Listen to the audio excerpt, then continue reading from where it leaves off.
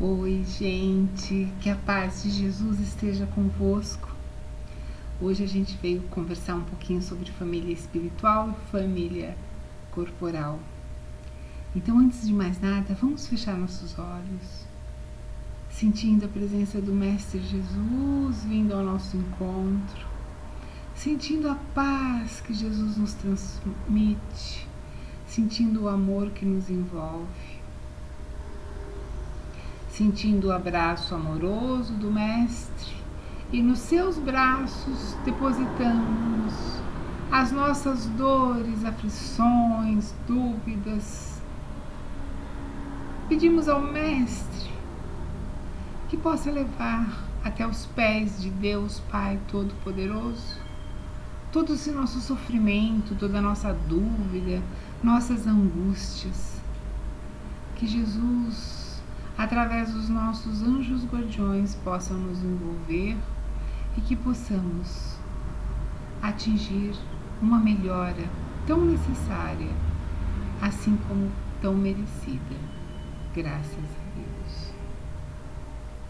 Gente, no Evangelho segundo o Espiritismo, no capítulo 14, a gente tem no item 4, Jesus fala, ou melhor, Marcos nos conta, que quando Jesus chegou em casa, lá reuniu-se uma multidão de pessoas. Eles tentaram completar a alimentação e não conseguiram. Foi tão grande o entorno de pessoas que se reuniram, e seus irmãos souberam disso e foram atrás dele para tentar prendê-lo, alegando que ele tinha perdido seu espírito. Quando sua mãe e seus irmãos chegaram, ficaram do lado de fora e mandaram chamá-lo. O povo que estava sentado ao seu lado disse: sua mãe e seus irmãos estão lá fora e chamam por você. E Jesus então respondeu: quem é minha mãe? Quem é meus irmãos? Eis minha mãe, eis meus irmãos, apontando para aqueles que estavam ao seu redor. E disse que todos aqueles que façam a vontade do meu Pai que está no céu é meu irmão, minha irmã, minha mãe.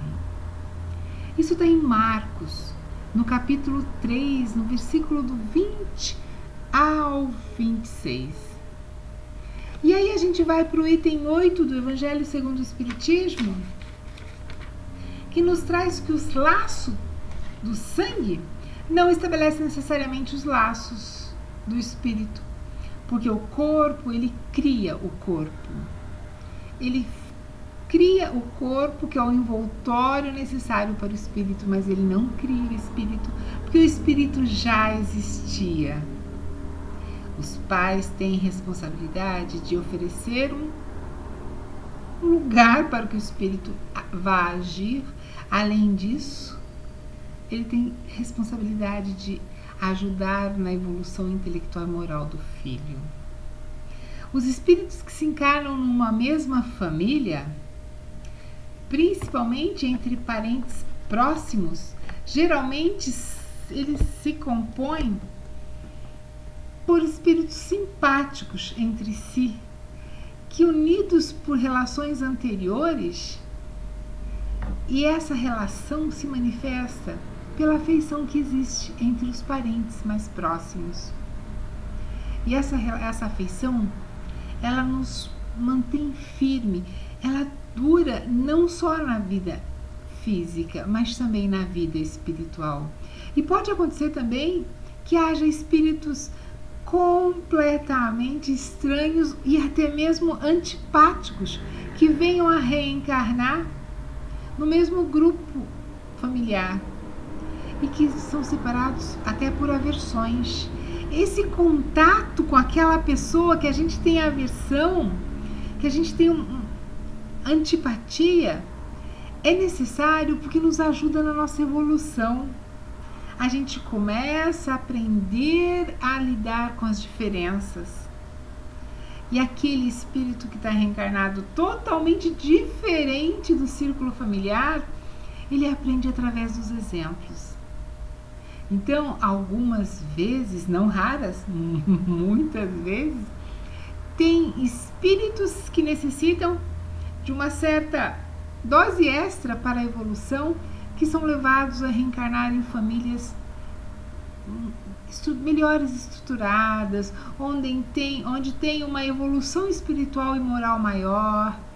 Mas também pode acontecer que em lares totalmente desestruturados, totalmente, eles têm um termo, uma família disfuncional, recebam um espírito de altíssima hierarquia que vai ajudar todo o grupo familiar a evoluir.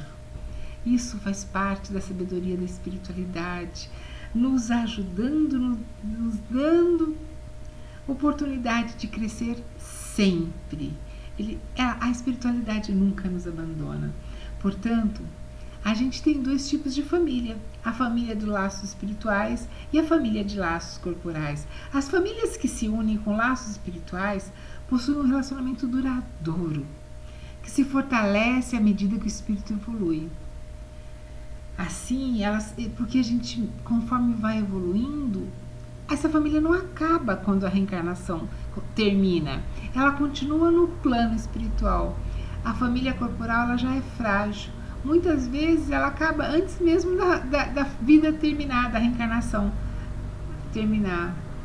Essas palavras de Jesus, quem é meu pai, quem é minha mãe, quem são meus irmãos, ele usou para dar exemplo, para nos falar que existe famílias espirituais e famílias corporais, pois ele quer demonstrar que existia muito além do que a gente vê. A hostilidade dos irmãos de Jesus está claramente expressa nos relatos do apóstolo Marco, quando ele diz que os irmãos de Jesus não acreditavam nele, não seguiram. Agora, quanto à mãe de Jesus, ele vem mostrar em outros momentos que ele a amava e que realmente eles tinham uma certa afinidade. Mas Jesus sempre usando boas oportunidades para dar-nos lição. E aí eu vou, como sempre, eu vou lá no Jesus no Lar, nesse livro que eu adoro, que aliás a gente está até lendo ele antes da gente começar a nossa aula. E eu vou contar uma historinha que tem aqui, é a história número 2, chama Escola de Almas. Nossa família. E começa: os congregados em torno de Jesus, quando terminaram a pequena palestra na casa de Simão Pedro, quando a palavra divina terminou, a sogra de Pedro indagou inquieta: Senhor, afinal de contas, que vem a ser a nossa vida no lar em família? Jesus contemplou-a, olhou ela com amor e ela voltou a falar com lágrima nos olhos. Iniciamos a tarefa no lar entre flores e encontramos logo depois uma colheita pesada de espinho. No começo é promessa de paz e compreensão. Entretanto, logo após, surgem as pedras e os dissabores. Reparando Jesus que a sogra de Pedro estava muito emotiva, ele deu-se pressa para responder e ele responde: o lar, a família, é uma escola de alma. É o templo onde a sabedoria divina, pouco a pouco, nos mostra, nos prepara para o entendimento da humanidade. Sorriu e perguntou: que fazes às lentilhas antes de servir a refeição? Ela respondeu: naturalmente, Senhor, cabe-me levá-la ao fogo para que faça-se suficientemente cozida, depois temperá-la, para tornar-lhe agradável ao sabor. E ele pergunta de novo: pretendes também, porventura, servir pão cru à mesa? E ela fala: de maneira alguma. Antes tenho que entregá-lo, antes de entregá-lo ao consumo caseiro, compete-me colocá-lo ao calor do forno. E o Divino Mestre então considerou: há também um banquete festivo na vida espiritual. em que nossos sentimentos devem servir à glória do Pai. O lar, na maioria das vezes, é o cadinho santo, ou o forno preparador, o que nos parece aflição ou sofrimento dentro disso, da nossa vida, é um recurso espiritual. O coração, quando ele está acordado com a vontade do Senhor, ele retira as experiências mais luminosas das suas lutas renovadoras, porque somente aí, no nosso lar, na nossa família, de encontro uns com os outros, examinando as aspirações e tendências que não são nossas e que observamos os defeitos alheios e os suportando, é que nos preparamos para nos desfazer de nossas imperfeições. Nunca notou a rapidez da existência do homem? A vida carnal é idêntica à flor. De manhã ela tem perfume, à tarde ela desapareceu. O lar é um curso ligeiro para a fraternidade, para nos prepararmos para a fraternidade que nos desfrutaremos na vida eterna. Sofrimento e conflitos são naturais. É um círculo de lições. A sogra de Pedro, então, perguntou: Senhor, mas há criaturas que lutam, sofrem, e, entretanto, jamais aprendem.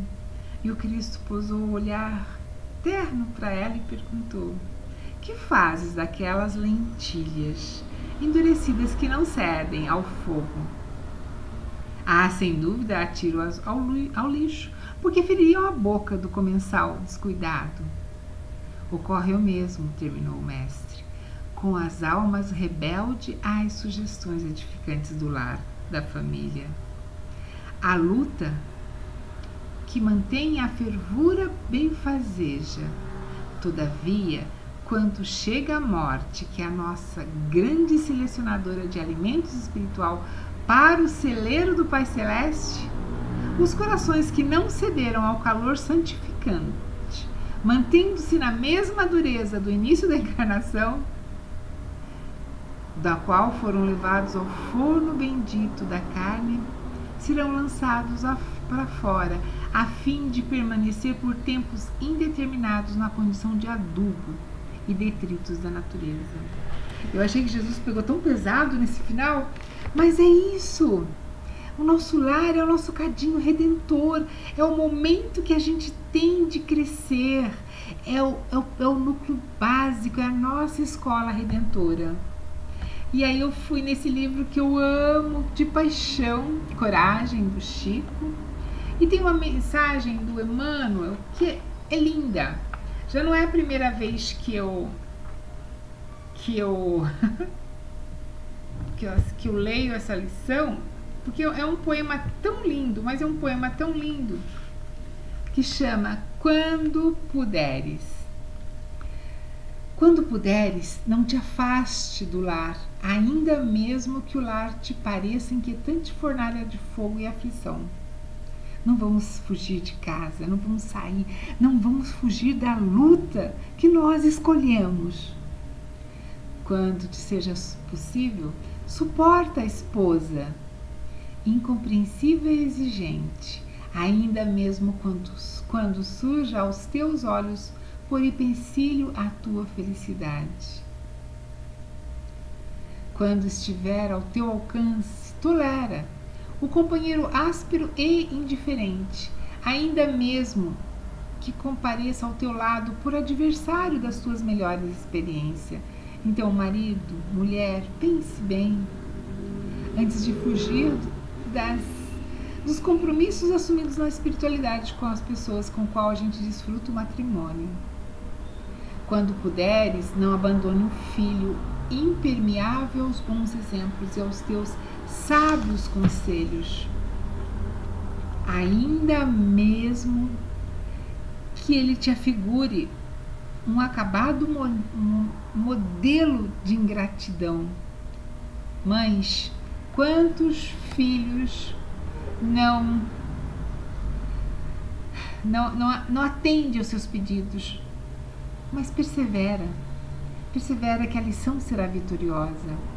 Quanto seja possível, suporta o irmão que se faz de cego e surdo aos seus mais elevados testemunhos, ainda mesmo